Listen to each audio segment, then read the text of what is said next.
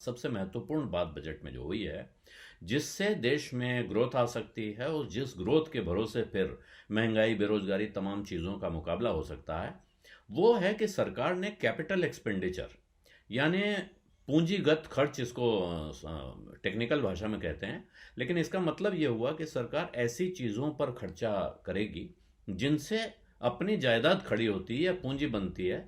इसको मतलब ये कंजम्पशन का खर्चा नहीं है। आप समझिए कि मैं अपने घर में खर्च करता हूँ या आप करते हैं। अगर आप घर खरीद रहे हैं तो वो कैपिटल इन्वेस्टमेंट है। और अगर आप रेस्टोरेंट में जाकर उड़ा रहे हैं या अपना टूर पे जा रहे हैं, यात्रा कर रहे हैं, पर्यटन पे निकल रहे हैं, वो कैपिटल खर्च नहीं है। ऐसा कोई भी खर्चा जिसका आपको रिटर्न मिलने वाला है, यानी जिसमें आप एक ऐसी संपत्ति जुटा लेते हैं जिसकी कीमत भविष्य में बढ़ सकती है, जिसके साथ आपका कारोबार आगे बढ़ सकता है। फैक्ट्री वाले हैं, अपनी नई मशीनें लगाते हैं, नया कारखाना लगाते हैं, ये कैपिटल एक्सपेंडिचर है। सरकार की नज़र से देखेंगे तो सड़कों को बनाना, अपनी सरकारी संपत्तियां, इमारतें बनाना, पावर लाइनें बिछाना, इस तरह के जो बड़े बड़े प्रोजेक्ट्स होते हैं उनमें पैसा लगाना, इसको कैपिटल एक्सपेंडिचर कहा जाता है। तो ये कैपिटल एक्सपेंडिचर लगभग 33% बढ़ाया गया है और इसको 10 लाख करोड़ रुपए पहुंचा दिया गया है आने वाले वित्त वर्ष के लिए। इसको बड़ा पुश माना जा रहा है और वजह यह है कि इससे ग्रोथ में तेजी आ सकती है।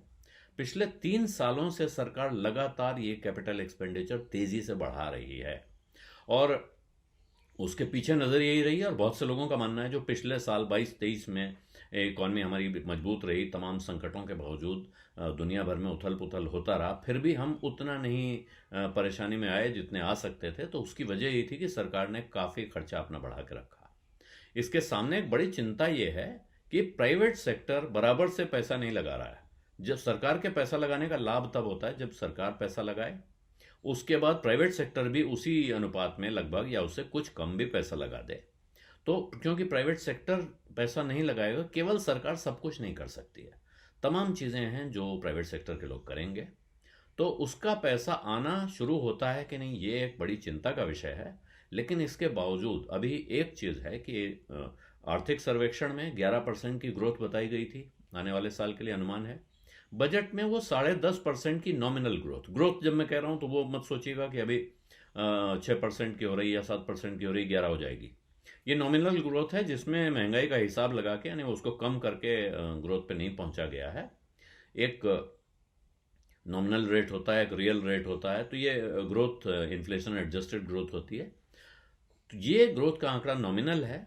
इसको भी अगर आप सर्वेक्षण के मुकाबले और तमाम और एजेंसियों के मुकाबले, तमाम एजेंसीज ने जो अनुमान लगाए हैं उनमें सबसे कंजर्वेटिव अनुमान वित्त मंत्री का दिख रहा है, 10.5% का। और 10.5% के सामने उनको लगता है कि टैक्स से कमाई लगभग 10.4% बढ़ेगी। यहाँ एक उम्मीद की किरण है कि अगर टैक्स से कमाई थोड़ी और बढ़ जाती है, यानी ग्रोथ इसमें थोड़ी और बढ़ जाती है जहाँ बताई गई है उससे, तो फिर टैक्स से कमाई भी बढ़ेगी। और दूसरी उसमें एक चिंता है कि अगर दुनिया की परिस्थितियां काफ़ी ख़राब रहीं, प्राइवेट सेक्टर इतना दम लगाने के बाद भी, क्योंकि तमाम बड़े उद्योगपति जोर जोर से मांग कर रहे थे और मुझे लगता है उनमें से ज़्यादातर को भी भरोसा नहीं था कि वित्त मंत्री उनकी ये मांग पूरी कर देंगी कि कैपिटल एक्सपेंडिचर सरकार का 10 लाख करोड़ रुपए पे पहुंचा दिया जाए, लेकिन वो हो गया है। तो अब जो मांग कर रहे थे, सरकार के सामने मौका है कि अगली जो मीटिंग हो, ये CII की, फिक्की की कॉन्क्लेव्स होती हैं, उनमें वो जाके कहें कि भाई आपकी मांग पूरी हो गई, अब आप ज़रा जेब ढीली कीजिए, कुछ नई फैक्ट्रियां खोलिए, कुछ नए लोगों को रोज़गार दीजिए। इनमें भी रोज़गार मिलेगा, जो सरकार खर्च करेगी इससे रोज़गार बनता है। लेकिन अगर प्राइवेट सेक्टर बराबर से कंधे कंधा मिला के खड़ा होता है तो बहुत ज़्यादा रोज़गार बनेगा।